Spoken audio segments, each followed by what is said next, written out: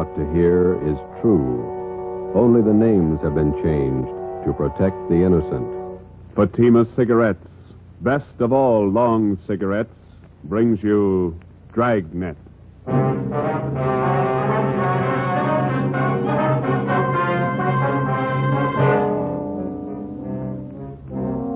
You're a detective sergeant. You're assigned to Bunko Fugitive Detail. You receive information an escaped criminal is hiding out in your city. He's dangerous. He may be armed. Your job, get him. If you want a long cigarette, smoke the best of all long cigarettes. Smoke king-size Fatima. Fatima is the long cigarette which contains the finest Turkish and domestic tobaccos superbly blended to make Fatima extra mild. And that's why Fatima has a much different, much better flavor and aroma than any other long cigarette. That's why Fatima has more than doubled its smokers coast to coast. So, enjoy Fatima, the best of all long cigarettes. It's wise to smoke extra mild Fatima. It's wise to smoke extra mild Fatima.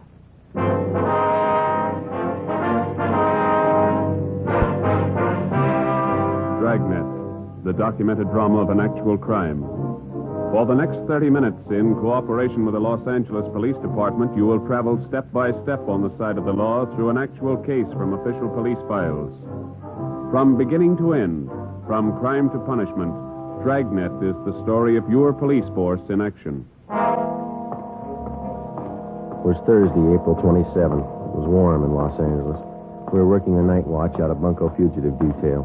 My partner is Ben Romero. The boss is Blaine Steed, captain of Bunko Fugitive.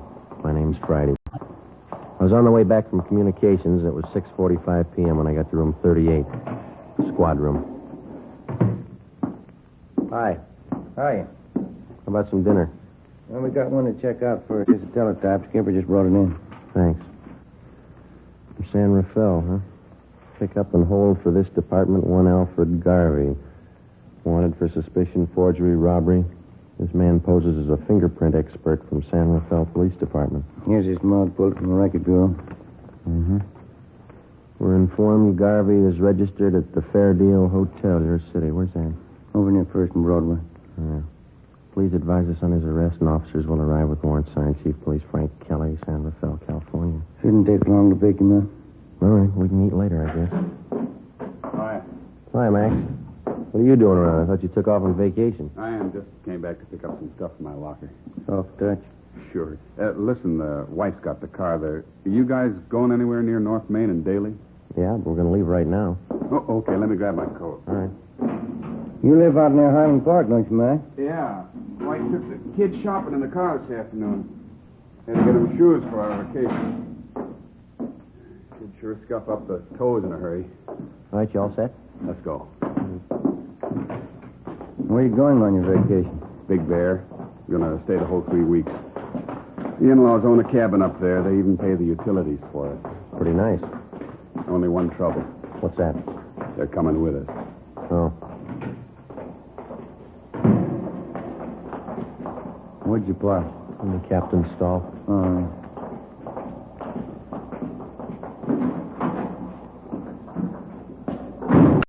All right, in the back. Okay.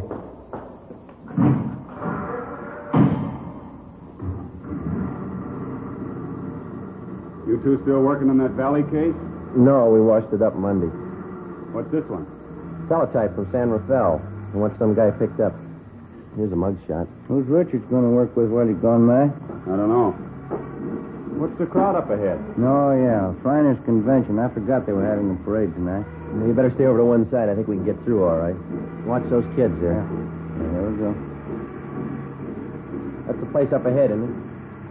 Fair deal, yeah. We got to stop by this hotel a minute, Max. You want to wait here? I'll come in.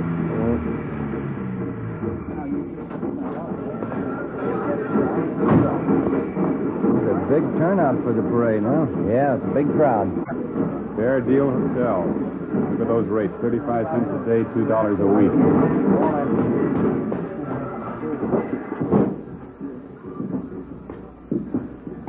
Yes, sir. Can I help you? Police officers, would you look at this picture, please? All right. Maybe registered as Alfred Garvey. Garvey sure came in yesterday. The picture makes him look old. Is he in now? Well, let's see. Garvey, room 307. The key's gone. He must be in. Thank you. Yes, sir. Elevator's down there at the end of the hall. Okay. The elevator's in use. Let's take the stairs. I'll wait for you here. I want to see the parade. Okay, man. Never seen it to fail. It's Stairs. Every time my arch is hurt, we get a thief to check who lives upstairs. just one more flight. Yeah.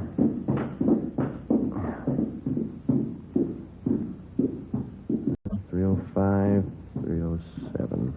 Door's open. Let's have a look. Come on.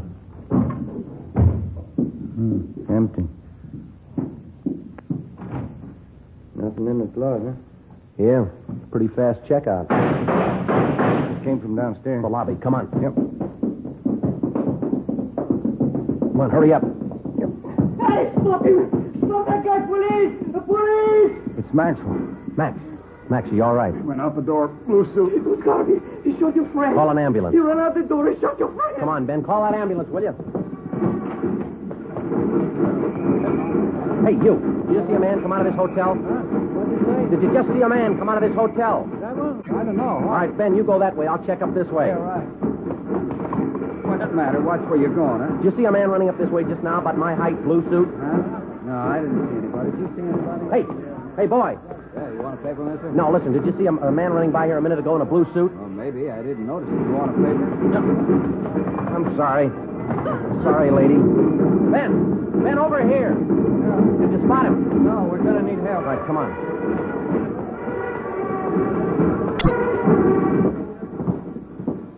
Hey, call the ambulance. You better help your friend. He's bleeding. I don't know what to do. Ben, get a hold of communications. Get some help out here. Right. The guy came down to the elevator. It was Garvey, your friend, tried to stop him. Garvey shot him right in the face. All right, stop He yelling, was huh? terrible. Now, look, he's bleeding. You better do something. Will you shut up? Max, how is it? Chester. Yeah, all right, easy, huh? Garvey came out of the elevator fast with a gun. All right, take it easy now. Joe, I got communications. They're blocking off the area. That's fine. Watch that front door. Will you keep those people out of here? Yeah. Chester. They'll be here in a minute, boy. Call the wife, Eleanor. Ambulance is here. Yeah. He looks bad. Well, he's not going to get any worse. He's dead.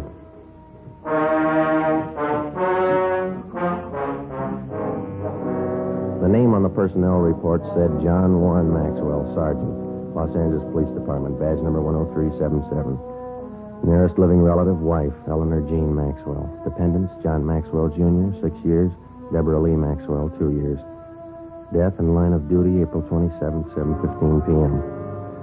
John Maxwell's body was removed from Georgia Street to the county morgue.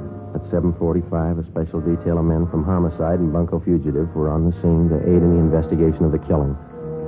The neighborhood where the Fairdale Hotel was located was covered for a half mile around. By 9 o'clock, the parade was over and the area was cleared. We had a single lead to work with. In checking out the different taxicab stands in the neighborhood, we found out that 3 separate fares had been picked up within 2 blocks of the hotel 4 minutes after the shooting. Ben and I went to the offices of the taxicab company. The cabs in question were called in and the way bills were checked.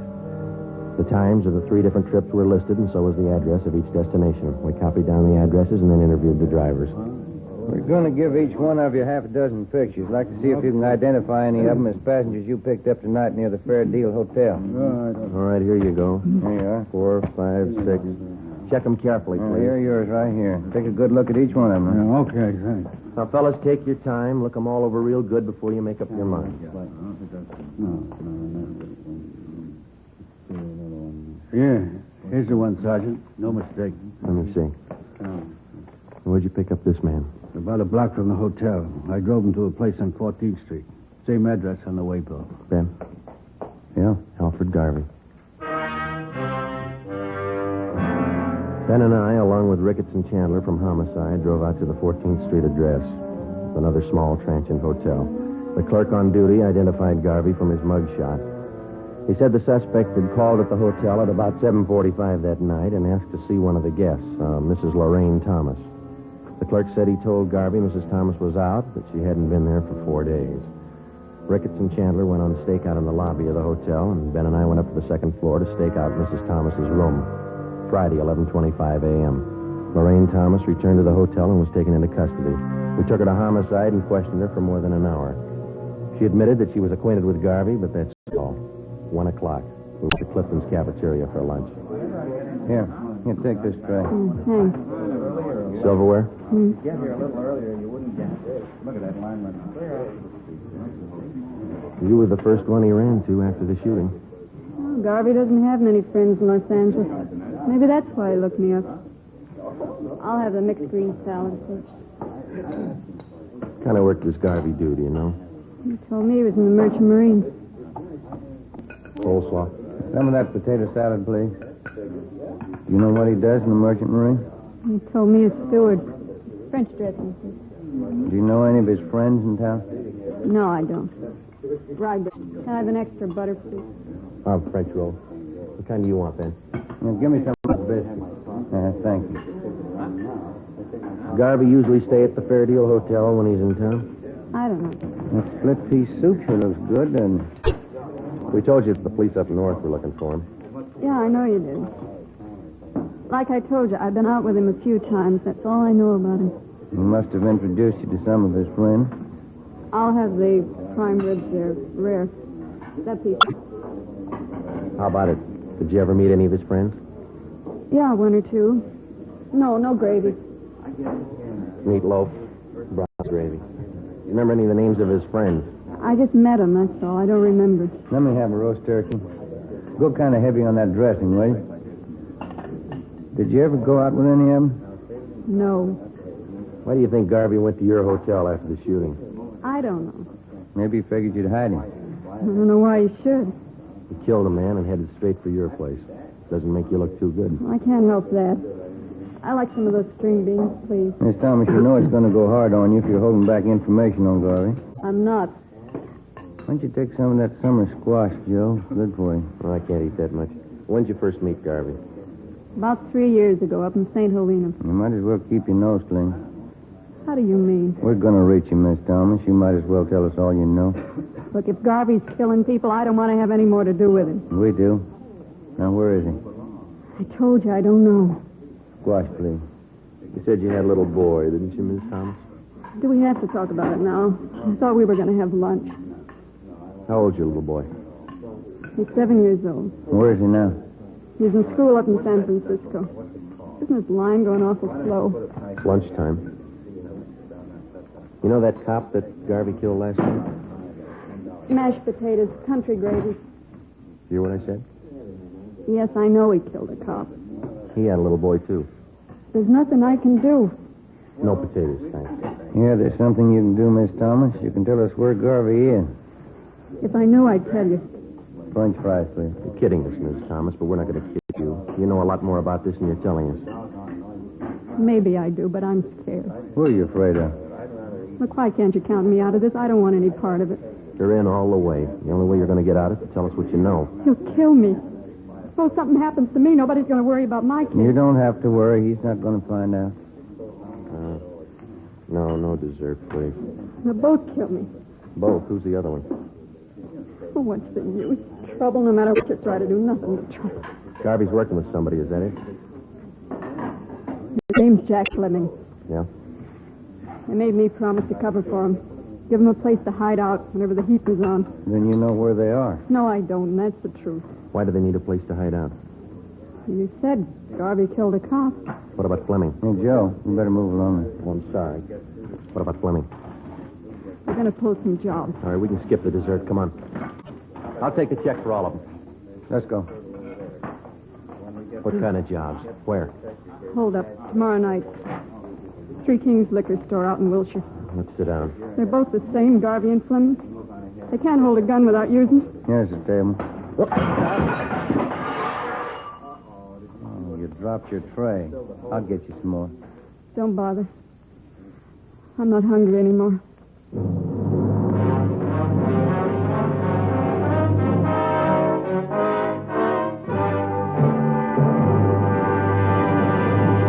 are listening to Dragnet, the case history of a police investigation, presented in the public interest by Fatima Cigarettes. If you smoke a long cigarette, it will be in your interest to listen to a typical case history of a Fatima smoker. It's the case of Lee Silver, general assignment reporter on one of New York's greatest newspapers. This is his actual signed statement. When you have to meet a news deadline, you work at a fast pace, smoke at a fast pace. That's why I smoke Fatima. They're extra mild. In my opinion, it's wise to smoke extra mild Fatima. And more smokers are discovering this every day. Actual figures show Fatima has more than doubled its smokers coast to coast.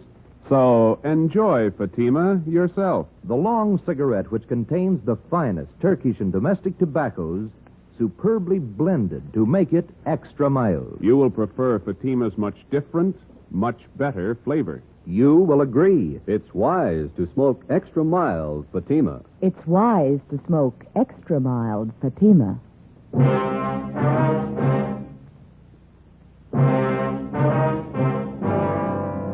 Saturday, April 29th. Last rites were held for Sergeant John Maxwell, and he was buried at Holy Cross Cemetery.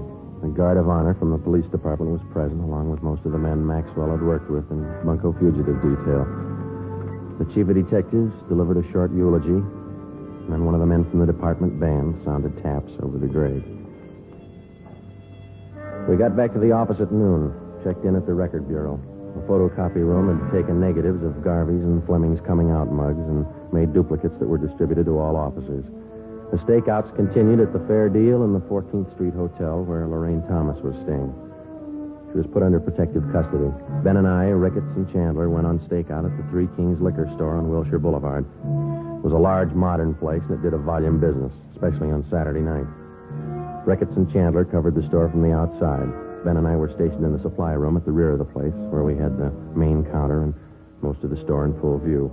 We set up a prearranged signal with the clerk on duty, and if and when Garvey and Fleming showed up, the clerk was to accidentally knock an empty bottle off the counter. We waited until midnight.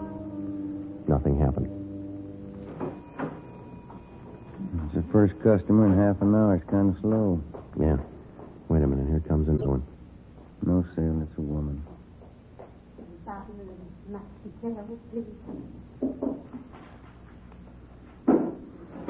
The clerk sure got the jitters. Well, I'll put in with him. Well, I could go for a hamburger. What didn't you eat dinner? I wasn't very hungry then. Well, I've got an almond bar. You want it? Yeah, thanks. Wait a minute. Another customer. Yeah, man. Can't see his face too well with that hat on, can you? That's Fleming. Come on. Police officers, get your hands up. Watch it, Joe. You're hitting. He's going out the front. Come on. Ricketts and Chandler stopped him. Yeah, he's down. Watch him. Get the gun. Yeah. Yeah, here it is. That's Fleming, all right. Ricketts, call an ambulance. What's the score? Looks like one in the shoulder and legs, too. What about Garvey? I don't know. What do you think? Fleming stopped all the slugs. Yeah. Let's ask him.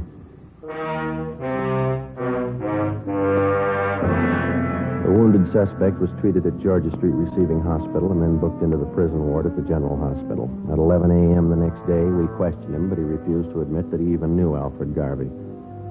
We re-questioned Fleming for the next 3 days with no results. The stakeouts continued. The search went on. There was no response to our APB. Garvey was still at large. As far as we were concerned, there was only one way to get directly to Garvey, and that was through Fleming. We called on Lorraine Thomas again and asked her that if she would try to get some information on Fleming, try to get him to talk and to tell her where Garvey was. I'm not even sure if he knows where Garvey's hiding. He must have a good idea. Even if he has, he's not going to tell me. He wouldn't trust me that far. He'll go further with you than he will with us. He won't even give us his name. I'm afraid it's up to you, Miss Thomas. Why can't you let me out of this? Hey, look, figure it this way. You knew about Fleming and Garvey. You knew they were in town. You knew what they were up to. You didn't break your back to save that dead cop's life. Garvey shot him. I did. You knew he was a killer. You knew he had a gun. What do you want me to do? Get close to Fleming. Visit him every day till he talks. He doesn't trust me, I told you. Then get him to trust you, will you? Do favors for him. He wants to contact friends to raise money for a lawyer. Help him do that. Run errands. Do anything for him within reason. Suppose he finds out about the holdup. That I told you about it. He's got a long stretch ahead of him. He won't bother you. They'll kill me if they find out. They wouldn't wait a minute. They won't find out. All right.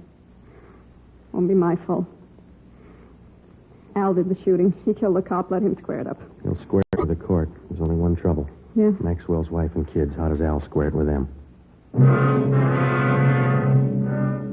On the morning of May 8th, suspect Jack Fleming was removed from his private room and wheeled down to the X-ray lab on the pretext of treatment. While he was absent, a dictaphone was placed in his room by a sound crew from the crime lab. Fleming was then returned. That afternoon, while Ben and I listened in on earphones in the next room, Lorraine Thomas paid her first visit to Fleming. We had briefed her on how to proceed in getting the suspect to talk, in particular, to reveal Garvey's hideout. It was a slow process. For the next 15 days, between the hours of 2 and 4 in the afternoon, Mrs. Thomas visited Fleming while Ben and I monitored their conversation in the adjoining room. For 15 days, despite all her show of confidence, Fleming refused to confide. He was sullen and close-mouthed. Some afternoons he would hardly speak to her. On the 16th day, his mood seemed to be improving. Here. Let me fix that pillow for you, Jack. There. Is that better? Yeah. That's good. Thanks. I got in touch with Dave and Johnny like you asked me to. Huh? What'd they say? Well, they said they could get you the money for the lawyer the day after tomorrow. And Dave said he might be over to see you tonight. Yeah. That's fine. Once I get a lawyer, I'll stop worrying. I stopped by Danelli's place, too. Pop Royce wasn't there. I'm going back tomorrow to see him. He ought to be able to help. You've been okay, Larry. I won't forget it. Oh, that's what friends are for. Jim, sure sorry you had to get it this way. Forget it. I can give it back where it came from. Say, I bought you some new magazines, a couple of candy bars. Swell. Put them over here near the bed. Yeah, sure. Let me get them for you.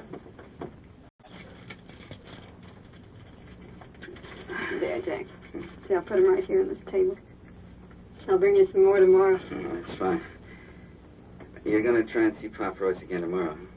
Yeah, they told me he'd be in around noon for sure. If I don't see him then, I'll keep trying till I do. Yeah, that's it. Oh, listen. There's something else. Sure, Jack. Come here. I don't want to talk loud. The cops might have bunked this room. Yeah. All right. A little closer. Okay. Tonight, I want you to go to George's joint, the Blue Moon, down on South Flower. Yeah? And ask for George at the bar. He's usually around from 11 on. Uh-huh. Tell George you've seen me. He'll know it. Then tell him to take you to Al. To take me to Al? Yeah, Al Garvey. George knows the place. Yeah. Okay, Jack. And keep your mouth shut. Don't talk to anybody but George. He knows the place. All right, Jack. They'll help you out.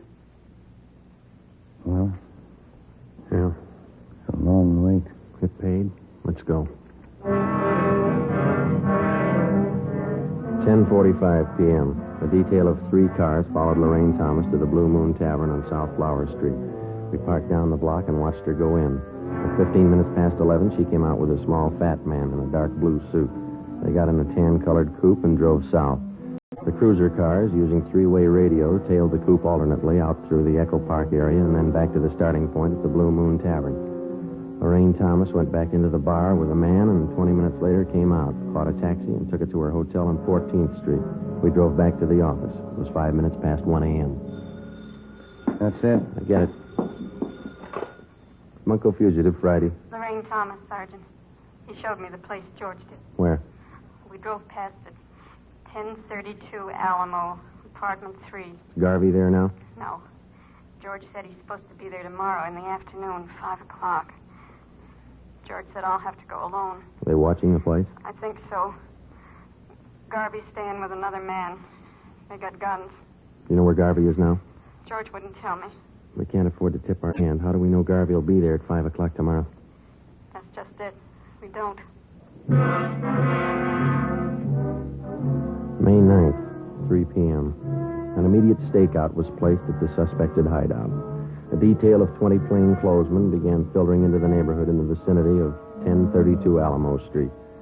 The 3-story apartment house at that address was checked thoroughly and then covered on all sides. Apartment 3 on the first floor was checked out, too. It was registered to a Thomas King, whom the manager identified as Alfred Garvey from his mugshot. To avoid pedestrian casualties, we toured the immediate vicinity between 3 and 4:30 that afternoon, advising residents and storekeepers to clear the street and stay inside. At 4:35 p.m., the men in the detail took up their assigned positions. We waited. Hold that light, will you, Jim? Yeah. Thanks. Awful lot of trouble for that punk Garvey. Be more trouble if he doesn't show. No such luck. Tan coupe coming down the street behind us.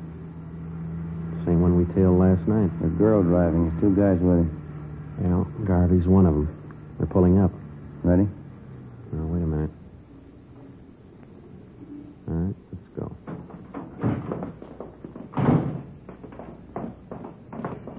Police officers, hold it right there. Al, cops! Don't get out. They're behind the car. Throw him in, Garvey. You haven't got a chance. Al, break for the house! All right, hold it, Ben. That's it. Both of them. Come on.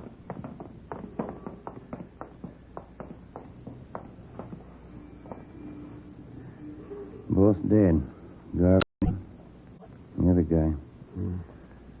Rotten case. Rotten business.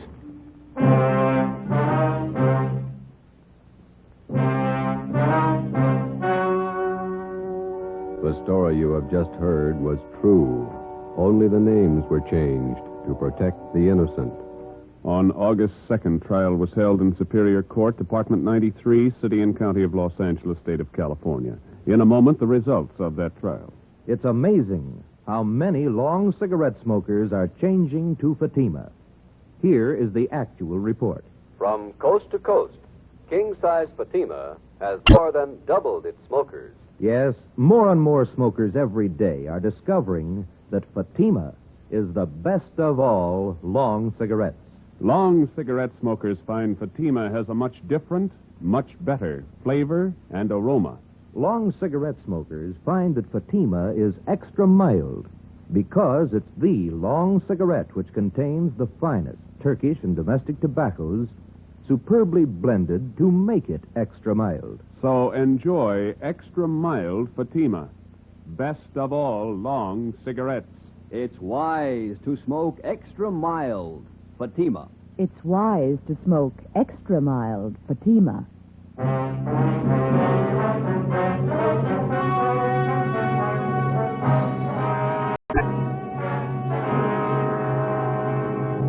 Jack Fleming, the only survivor of the hold-up gang, was found guilty of several counts of armed robbery.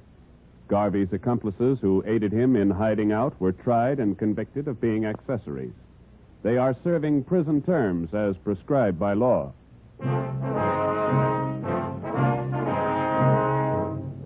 You have just heard Dragnet, a series of authentic cases from official press. Technical advice for Dragnet comes from the Office of Chief of Police W.A. Wharton, Los Angeles Police Department. Fatima Cigarettes, the best of all long cigarettes, has brought you Dragnet from Los Angeles.